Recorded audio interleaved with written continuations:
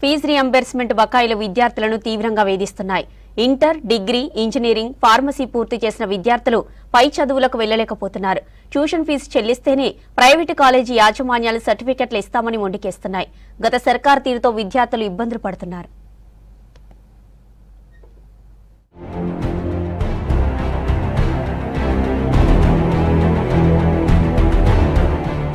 పేద కుటుంబాల్లోని పిల్లలు కార్పొరేట్ కాలేజీల్లో చదువుకోవడానికి గతంలో కాంగ్రెస్ ప్రభుత్వం ఫీజు రీయింబర్స్మెంట్ పథకాన్ని తీసుకువచ్చింది.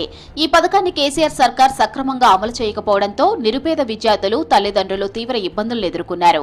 బీఆర్ఎస్ హయాంలో ఫీజు రీయింబర్స్మెంట్ కు సరిగ్గా నిధులు విడుదల చేయకపోవడంతో చాలా మంది విద్యార్థులు చదువులకు దూరమయ్యారు. Inter, degree, engineering, nursing, pharmacy పూర్తి చేసిన చాలా మంది విద్యార్థులు పై చదువులు చదవడానికి ఇబ్బందులు పడాల్సి వచ్చింది. ట్యూషన్ ఫీజు చెల్లించడానికి అప్పులు చేసే పరిస్థితి ఏర్పడింది. కొందరు విద్యార్థులు ఫీజులు కట్టలేక కోర్సులు పూర్తయినా సర్టిఫికెట్లను కాలేజీల నుండి తీసుకోలేదు.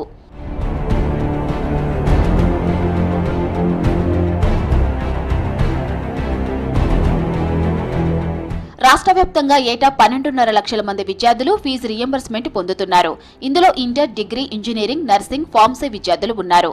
2019 నుండి ఫీజు రీయింబర్స్మెంట్ బకాయిలు పేరుకుపోతున్నాయి. 2019-20లో 40 కోట్లు, 2020-21లో 209 కోట్లు, 2021-22లో 981 కోట్లు, 2022-23లో 2120 కోట్లు, 2023-24లో 1845 కోట్లు, మొత్తం కలిపి 5195 కోట్లను ఫీజు రీయింబర్స్మెంట్ బకాయిలు ఉన్నాయి. ఇవన్నీ బీఆర్ఎస్ హయాంలోనివే. వచ్చే ఏడాది మార్చి నాటికి ప్రస్తుత ఫీజు రీయింబర్స్మెంట్ బకాయిలు కలిపి 8000 కోట్లకు చేరే అవకాశం ఉంది.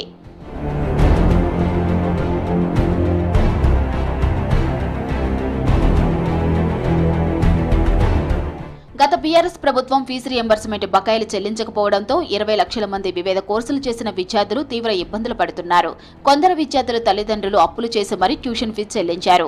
ఫీజు రీయింబర్స్మెంట్ వస్తుందని పేద విద్యార్థులు ఉన్నత చదువులు చదివితే తీరా ఫీజు రీయింబర్స్మెంట్ రాకపోవడంతో అప్పులు పాలయ్యారు.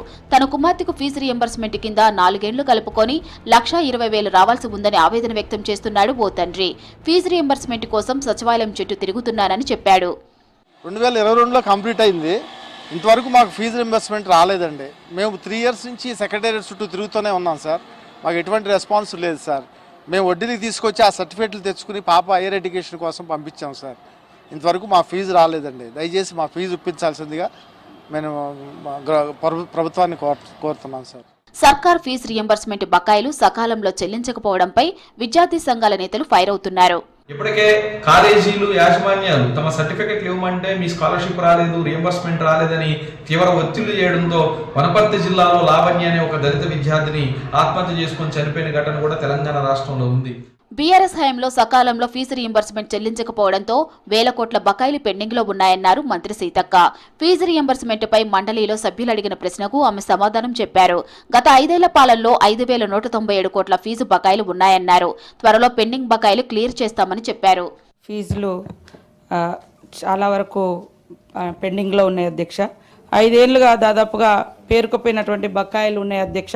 గతంలో కూడా ఫీజు అంటే పే చేయలేక లావణ్య అనేటువంటి విద్యార్థి కూడా మహబూబ్నగర్ డిస్టిక్లో ఒక దళిత విద్యార్థి, ఇంజనీరింగ్ విద్యార్థి గతంలో చనిపోయింది అధ్యక్ష ఫీజు కట్టలేని పరిస్థితులలో.